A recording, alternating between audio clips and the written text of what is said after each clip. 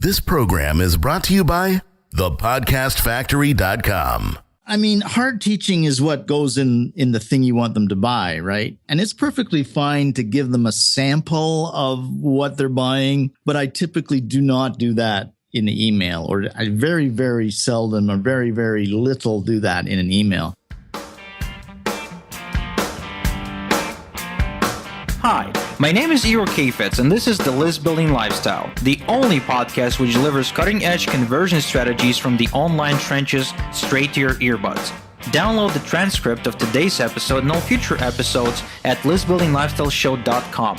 I also invite you to grab a free copy of the Wealthy List Builder Survival Guide at listbuildinglifestyleshow.com/survival. And now, once again, it's time to claim your list building lifestyle. Welcome back to another edition of the List Building Lifestyle with your host, Igor Kheifets. And today, I'm hosting Daniel Levis, who's a highly sought-after direct response copywriter, consultant, and infomarketer. He's done work in the business opportunity space, self-help markets, and health markets, where he'd worked extensively with companies that handle the marketing and distribution of information products headlined by high-profile folks like Mark Victor Hansen, Robert Allen, Dr. Stephen Sinatra, and others. Now, he also collaborated with other top-flight online marketing talents like Joe Vitale, Yannick Silver, John Carlton, who we actually hosted on the show, Clayton Makepeace, and Dan Kennedy, my all-time favorite guru, to produce several highly acclaimed marketing and copywriting information products. Daniel has been exposed to and overseen dozens of high-traffic scientific web marketing experiments that have allowed him to witness firsthand what works online and what does not. And most recently, Daniel has launched his new program. Well, actually, it was a relaunch of an established program, Email Alchemy, which is a membership where he teaches direct response marketers, business owners, entrepreneurs, and pretty much anyone with a brain and a set of hands that, so they could type, how to do email marketing the right way. So, Daniel, thank you so much for taking the time to sit down with me and, just tell us, how did the launch go? Oh, the launch was fantastic. You got to love launches to do them because they're extremely taxing on your body and your mind, but absolutely wonderful process. Great to get so many new members in the elite Email Alchemy elite members area, and just love it. Absolutely fantastic. Well, I could tell you put in a lot of effort into the launch. I mean, just the pre-launch videos were so high quality and so detailed. I mean, you had a bunch of graphics happening as well. I was like, when I was watching them, in between taking notes, I was like, man, this guy did a lot of work. It probably took him like a day to put the first video together. Yeah, that probably wouldn't be an understatement. Those pre-launch videos, I don't know how much you want to talk about that. It's certainly integral to email marketing. You got to send people somewhere when you send them an email, and that whole product launch thing is really fascinating. A lot of guys, when they do those, I don't know if you follow a lot of launches, you probably do. I find a lot of the videos to be much higher, more Hollywood production than I did. And the reason I think that people do those Hollywood production things is if you watch a lot of them, they're kind of light, they're kind of fluffy, and it's the music and the fancy flash and everything that drives it. Let me ask you, Igor, when you watch some of these pre-launch videos, imagine if you were watching and there was no music and there was no flash animation, how would you respond? Well, to be honest, I don't like those. Like, I don't resonate with those because as you mentioned, I follow the launches, and it's getting old now where they put in so much effort into the effects rather than the content that you feel that you wasted your time, right? When you went through the pre-launch videos, and you sort of know, like when you watch those, they're trying to sell you something. So it's really hard to concentrate. Now with your videos, and this episode ain't going to be about the launch. So don't worry, guys. We're actually going to talk about email marketing, list building in just a sec. But with your videos, I got to admit that I knew you wanted to sell me something because first off, I didn't know you before the launch. I got an email from Doberman Dan, and I sort of like, oh, email marketing, and was sort of polarizing. So I went in, and I was like, once I started watching, like, oh, he's definitely doing a launch. But a couple of minutes into it, I caught myself. It was about 8:30 a.m. in the morning, and I literally, instead of reading for 30 minutes as I do in the morning, I ended up watching the first video because I really seen it to be so valuable that I felt that if I missed it, if I delayed watching that, if I delayed getting that information, I am literally, leaving money on the table right now. Oh, that's fantastic. That's what I was shooting for. And there's a certain danger in going too far too. So I was trying to walk the line between actually giving you something, some content without, over satiating you and making you, think you had the whole enchilada. So thanks for the feedback. So go ahead, ask me something about email. Oh, yeah, that's right. Let's get into the interesting stuff. So first thing I want to ask you, you have done work with some of the most famous internet marketers on the planet. I mean, Yannick Silver, Dan Kennedy, John Carlton, it's just mind-blowing, all right? And now that you're out there, you create this, the email alchemy, right? And you're teaching average people like us, you teach them how to do email marketing. What are some of the cardinal mistakes or cardinal sins that you see people make with their emails, when it comes to frequency, subject lines, pretty much anything, like the top 3 mistakes or sins that you see? I think the biggest sin is copying internet gurus, doing what internet gurus do. And it's probably the most common mistake that I see. You see the big gurus and they put things in the subject line like, hey, ... or, just the person's name in the subject line or some, goofy thing in the subject line. And then you see everybody copying and doing the same thing. So that would be one of the cardinal mistakes. And that's really the wrong thing to be doing. People say that, the subject line is there. It's just to get the email opened. Well, yeah, it is there to get the email opened. But if that's all you're doing with the subject line, you're killing the readership of the email once people open it. Yeah, and I think I'm sure to cut you off. I just want to mention something because I'll forget and then it'll just evade me. That's one of the things you mentioned in the first pre-launch video for Email Alchemy. You said don't use these misleading, cheesy subject lines because what you're doing is you're violating expectations. Like you're literally killing your chances of them opening that email next time. Right. Unless you give them some type of satisfaction just from reading the email, you're lowering their responsiveness to future emails. And, we talk about subject lines being the be all and end all, and subject lines are important, but the subject line is actually less important than the from line. And the from line is basically like an anchoring, an anchoring of what happened before. So when people are looking through their email to decide, well, what am I going to read today? What am I going to delete today? They're actually looking at the from line. They're not looking at the subject line first. So they're scrolling down. They're looking and skimming, did I get an email from Igor today? And then there's this snap decision or this snap trigger that says, oh, what did Igor give me last time? Or what did Igor give me over the last several months, or whatever the previous history with Igor was. And only then do they look over to the right and see, well, what's in the subject line? And that's got to be good too. But it's the from line that's more important. And when you do this kind of tricky subject lines that trick people to open an email, unless the trick really ties in and it's really fascinating and it's really instructional and relevant to what you're asking them to click on, then you're reducing that brand equity in the from line. So the next email comes along and they just trash it. They don't even look at the subject line. And that's generally what happens with most of the emails that people get. Don't you think, Igor? Oh, yeah, absolutely. If you violate my expectation once, I either hit the spam button if you're really, really cheesy, right? Or I'll unsubscribe, or at the very least, I'll just ignore you for a while. And, it's safe to say that if I ignored you once or twice, third time, you're into my ad blindness folder in my brain. I'm not even going to notice your emails.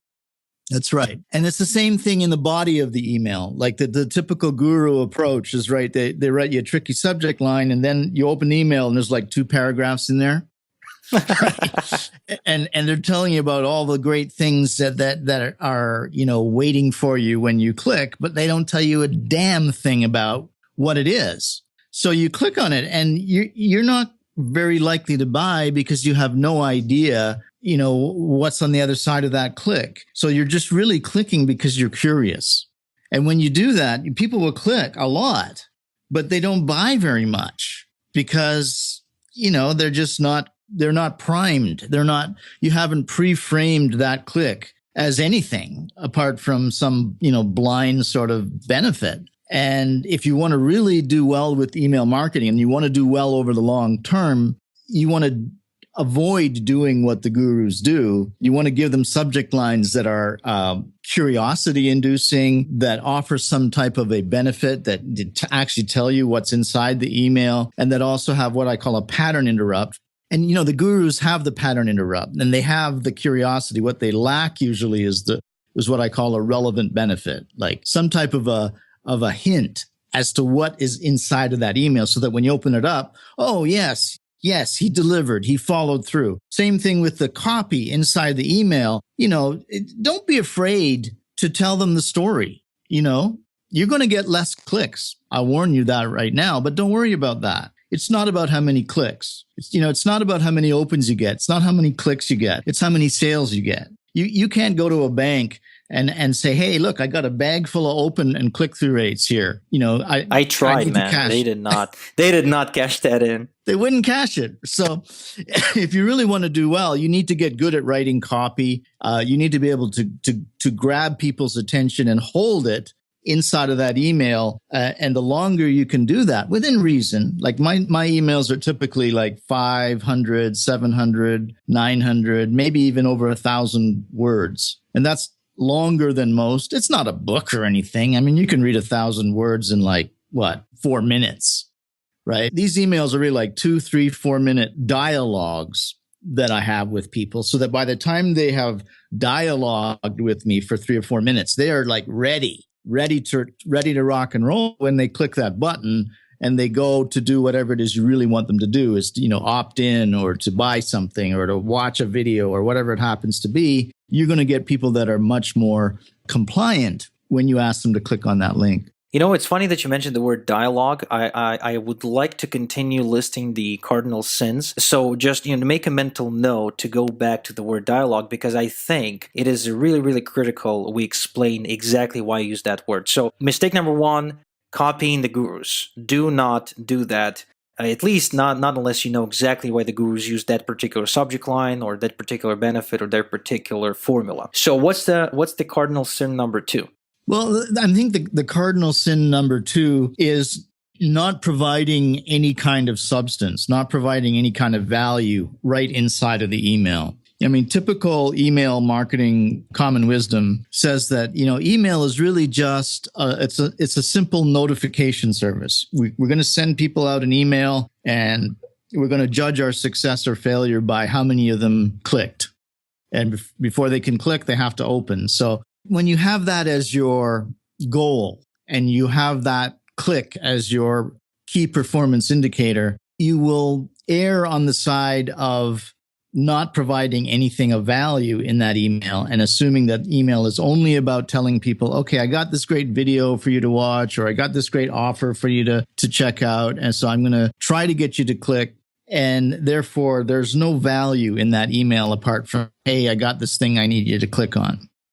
And that's exactly the wrong thing if you want to have a long-term relationship with your subscribers, if you want them to trust you, because you're like you're operating off your kitchen table, right? You probably don't have a big budget to create fancy videos that can do that. Videos can certainly create relationships, but it's a lot more expensive to create a video capable of creating credibility and rapport and all of those good things when you can do it in an email. So rather than just notifying people of something to go and look at, build some kind of relationship, give them some kind of a reward for reading your email. Tell them interesting and fascinating stories. Give them some insight into something that's important to them.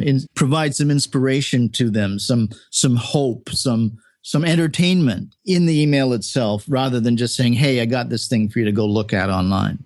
Sweet. So I want to circle back and kind of just briefly mention some key points you're talking about right now. So first off, you're saying that it's just as easy, I guess, or maybe even easier to build a relationship through email, through written text than it is through video, because video is more expensive. It requires a better skill set, and you got to actually be comfortable in your own skin being on video in the first place, which I know that a lot of people are not. Now, the other thing you mentioned is that you use the word value here, but I don't want our listeners to confuse value with hard teaching, because I read your emails, right? You don't hard teach. You give, as you said, entertainment value, which is, to me, I mean, that's like the best value you can give to your readers today, because that's the society, that's what everyone's all about, right? It's all about entertainment today, not really more knowledge or hard teaching. So besides storytelling, what are some other forms of, just briefly, let's just not, just briefly go over like several types of entertainment value that you do with your list? Right. Well, that would be the third cardinal sin, would be hard teaching in the emails.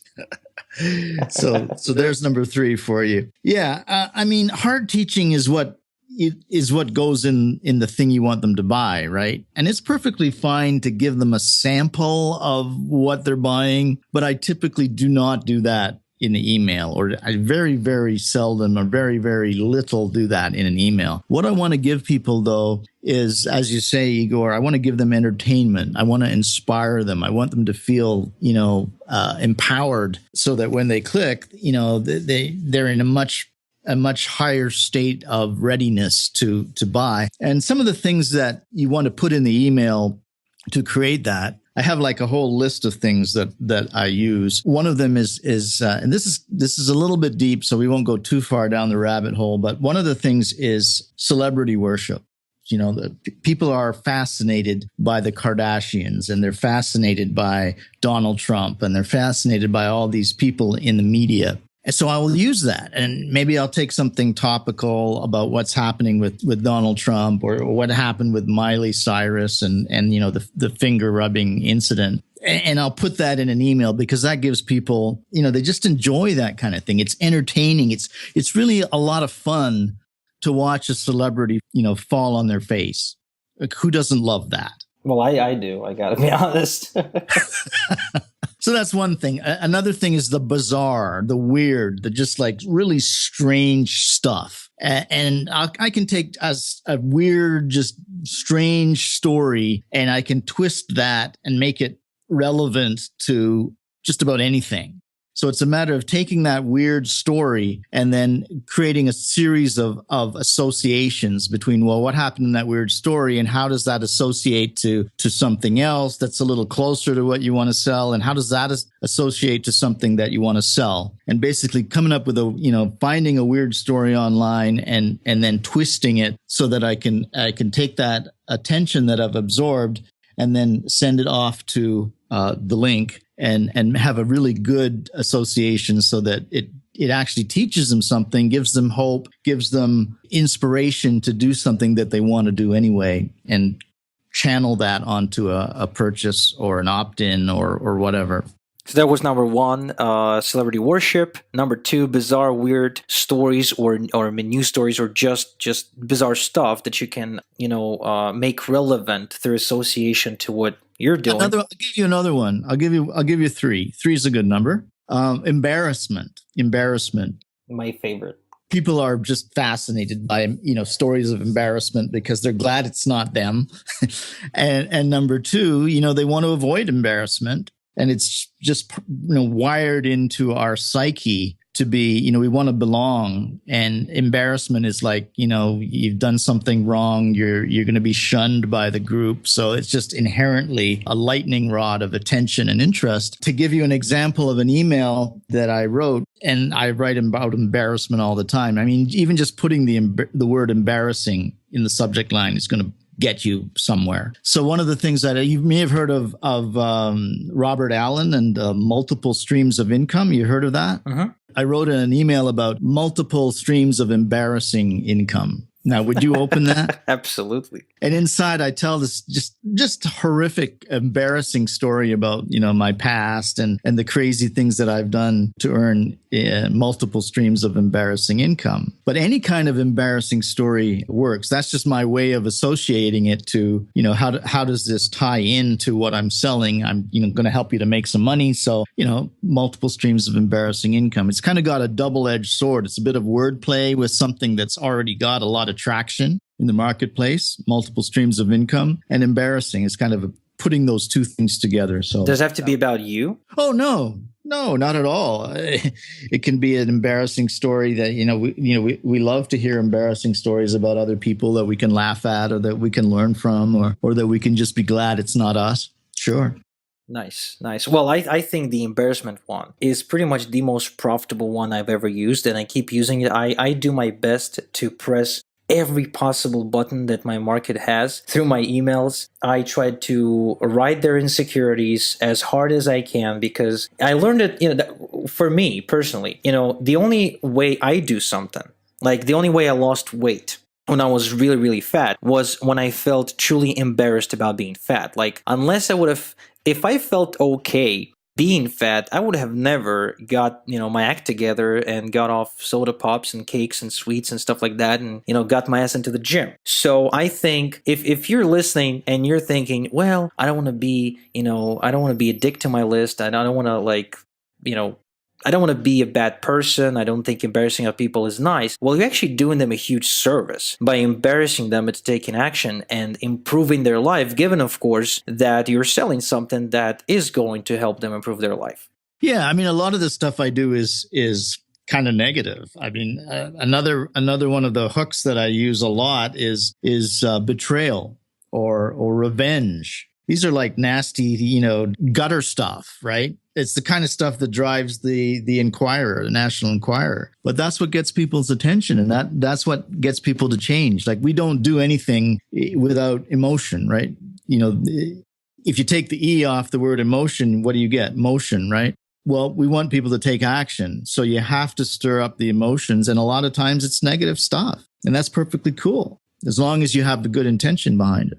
I think the first time I heard someone talk about this was Frank Kern during the second mass control launch. He called it the rubberneck effect. Right. And he spoke about how if you drive down the street and you see a wedding on the right and a funeral on the left, you are naturally, or a car crash or something on the left, you'll naturally be, tempted to look on the left at the car crash because that's how human brain works. Right. Cool. So, Daniel, again, thank you so much for taking the time to sit down with me and chat about all this stuff. Now, guys, you're listening to this and you want to excel with email marketing. Now, if there's anyone who I know who shares, actually, let me put it this way. I don't know of anyone else but Daniel who gives you more templates and more swipeable material for email marketing and copywriting in general than he does. And I want you to go to Daniel Levis, that's DanielLevis.com/Igor to claim a free report that's going to give you 437 proven email subject lines to plunder, pillage, and profit. And, I can only, of course, knowing Daniel, I know these are proven. These are not just, something you went off and copied off of your inbox blindly. I know these are tested and proven subject lines. So make sure, guys, you visit DanielLevis.com/Igor, all low caps, to claim your free report and use those subject lines. And once you do, and you see for yourself, you experience the power of what this guy can do with words, make sure you check out Email Alchemy. Just Google that. I'm sure you'll find a link and join that membership site or community, because your email game will skyrocket as a result. So, Daniel, truly and really grateful for you taking the time and sit down with me. Any last word of advice for our listeners? Yeah, well, I want to thank you, Igor. My pleasure for, thanks for inviting me. I just want to add that when you get in the subject line madness for Email Marketing Mastery free report, and this should kind of go without saying, but you bring your brain with you and use the subject lines as much as for inspiration as for swiping. When you look at a subject line, think about, obviously I can take, email marketing or whatever is in the subject line, and I can put my thing in there, and that's cool. That's one way to do it. But also look at, why is this subject line effective? What's the hook? What's the key here? Is it embarrassment? Is it betrayal? Is it, revenge? What is it? And kind of think, wow, how else might I be able to use that idea? So that would be my parting thought. And, I'd love to see you in the elite members area. We've got, I think, 300-400 people in there now, all a great group of people, all, working together to make more money with email alchemy. And it'd be great to see you in there. So thanks very much, Igor. Nice. One last question, Daniel. If you become an elite member, do you get your opinion and advice on subject lines and email swipes? Well, you get it in the trainings. If you go in as a monthly member, you can come on a monthly hot seat. We bring members on live once a month, and we also have a lifetime membership. It's a little more money, at least up front, and we can actually go back and forth via email, and I'll train you and coach you as you're working through your business. So you got a couple of different options, and you'll see that when you Google it.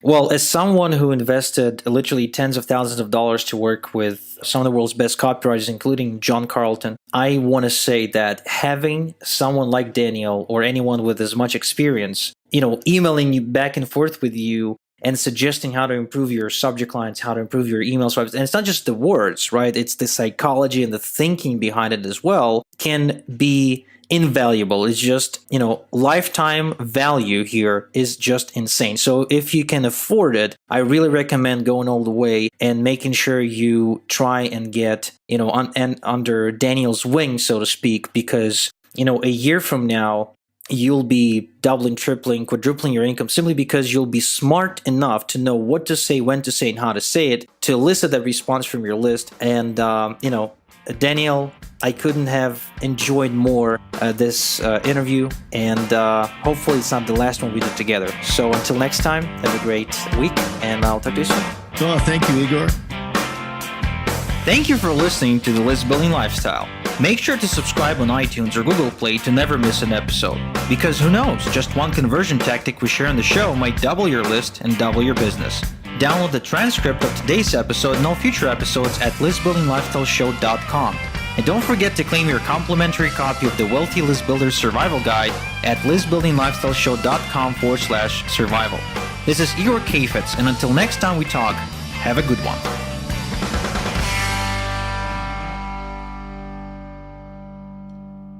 This is the podcastfactory.com.